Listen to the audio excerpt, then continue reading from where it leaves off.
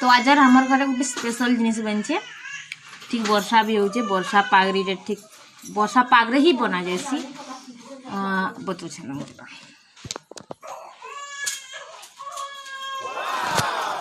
कि जेन छ बोले देखि करी कि जानलो ना बोले प्लीज कमेंट करो खाई के बतु रस रस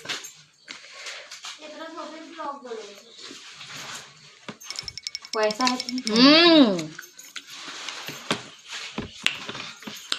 इटे के हमें कहसु क्या कहसु क्या कहसु बुरो लोदो मैं जान छ लेकिन मैं कही कहूँ के बुझला कि बुरो लोदो देखो इटा इटा आई थिंक हमें संबलपुरिया माने ही बनसु